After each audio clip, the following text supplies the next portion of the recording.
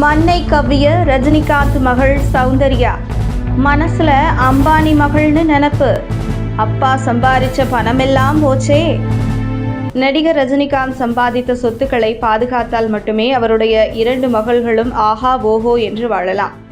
ஆனால் 2 மகள்களும் போட்டி போட்டு கொண்டு ரஜினிகாந்த் சம்பாதிக்கும் பணத்தை அழித்து கொண்டு வருகிறார்கள் என்றே சொல்லலாம். மூத்த மகள் ஐஸ்வர்யா இயக்குனராக வேண்டும் என்கிற ஆசையில் 3 படம் எடுத்து மிகப்பெரிய நஷ்டம்.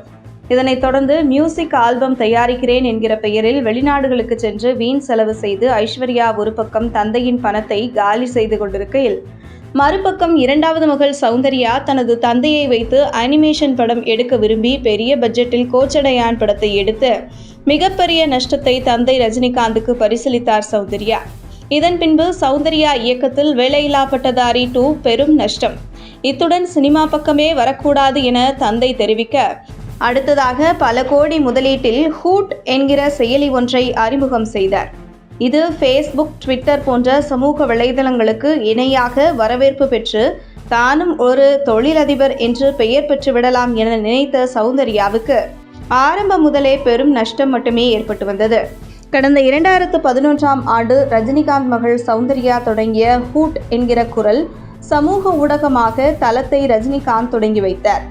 தமிழ் உள்ளிட்ட 15 இந்திய மொழிகள் மற்றும் சர்வதேச மொழிகளிலும் இந்த ஆப் அறிமுகம் செய்யப்பட்டது. இந்த ஆப் படிக்காதவர்கள் கூட எளிமையாக குரல் வழியாக தங்களின் கருத்தை தெரிவிக்கும் விதத்தில் உருவாக்கப்பட்டுள்ளதாக தெரிவிக்கப்பட்டது. மேலும் ஒருவர் ஒரு தொழில் தொடங்க வேண்டும், அந்த தொழிலில் முதலில் மக்கள் மத்தியில் கொண்டு செல்வதற்கு மார்க்கெட் செய்ய வேண்டும். ஆனால் ரஜினிகாந்த் மக்களுக்கு அந்த பிரச்சனையெல்லாம் கிடையாது. அவருடைய தந்தை மிகப்பெரிய சூப்பர் ஸ்டார் என்பதால் அவரே முதன்முறையாக முதல் மெசேஜை கொடுத்து தொடங்கி வைத்தது மிகப்பெரிய செய்தியாக வெளியானது. அதுவே அந்த ஆப்புக்கு மிகப்பெரிய விளம்பரமாக அமைந்தது.